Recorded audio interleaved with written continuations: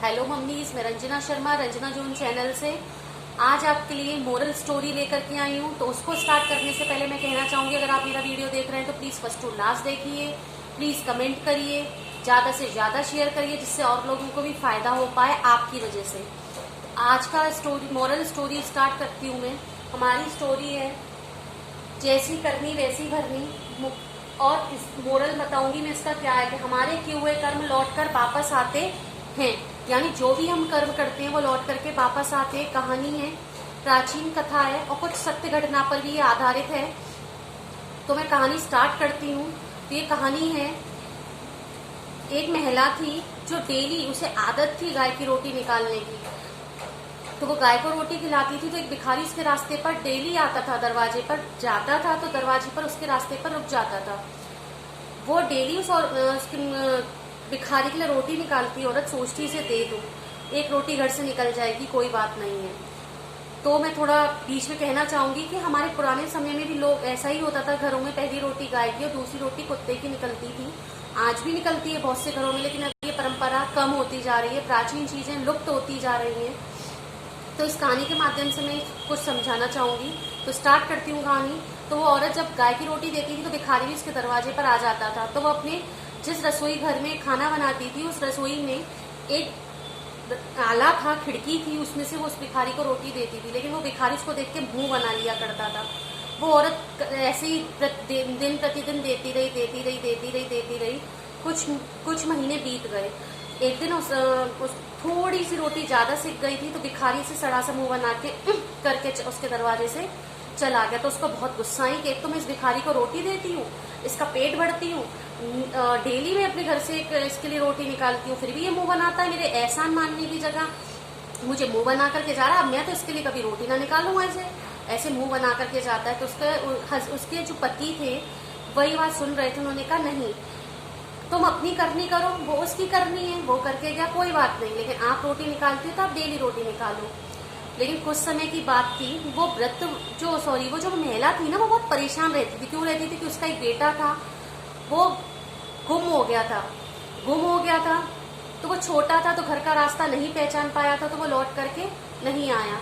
तो जब काफी समय बीतता गया, भिखारी की भी रोटियां चलती रही, वो उसकी मुंह बनाने की वो आदत नहीं गई और उस महिला की बड़बड़ाने की आदत नहीं गई। एक दिन उसने देखा कि उसके दरवाजे पर कोई आया है, किसी ने दरवाजा बजाया है। जब उसने दरवाजा देखा, उस भिखारी के टाइम पर ही उसने जब वो दरवाजा बजा तो उसने सोचा वो भिखारी होगा जो आज रोटी के फिर आया है।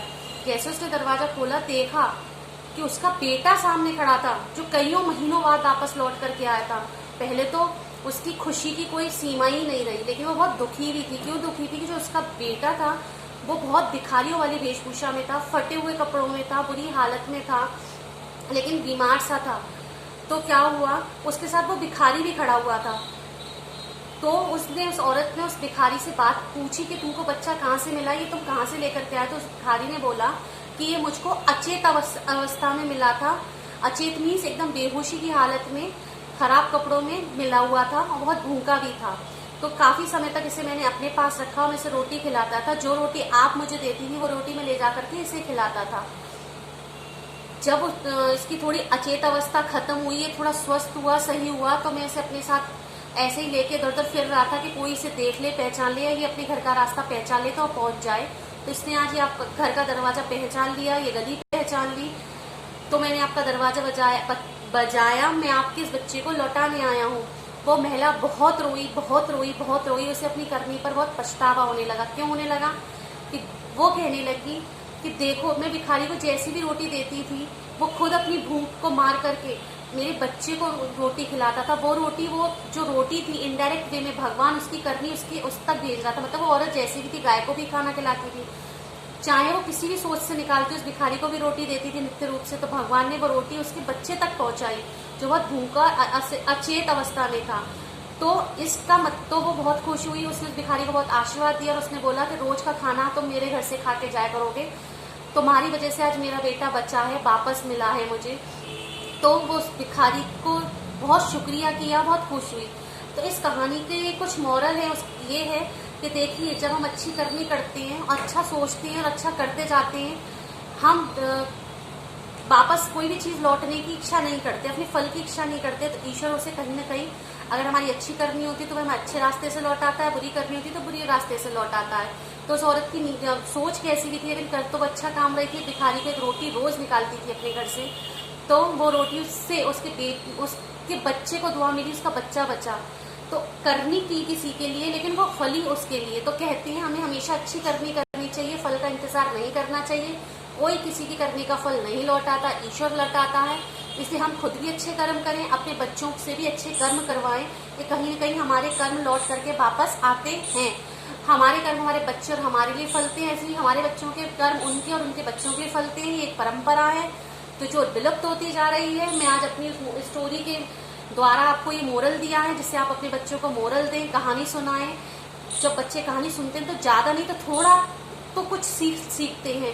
तो मैं आशा करती हूँ कि आप अपने बच्चों को रोज कोई ना कोई मोरल, ऐसी स्टोरी सुनाएं, अपने बच्चों को मोरल बताएं, जिससे बच्चों में कहीं ना कहीं अच्छी भावनाएं वापस लौट करके आए, अच्छी करने वाली भावनाएं लौटें। उनको बताएं जैसी करनी है वैसी भरनी है, जो बोएंगे वही पाएंगे हम। तो ये आज की स्टोरी थी जो मैं आपको आपके बच्चों तक पहुंचाना चाहती हूँ आपके द्वारा। प्लीज अगर मेरी ये स्टोरी ये मोरल पसंद आया हो तो लाइक, शेयर एंड सब्सक्राइब करना ना भूलें। कमेंट ऑल्सो कि आपको पसंद आई है, तो मुझे अच्छा लगेगा, मेरा उत्साह और बढ़ेगा। तो मैं अच्छे वीडियोज, अच्छी मोरल लेकर के आती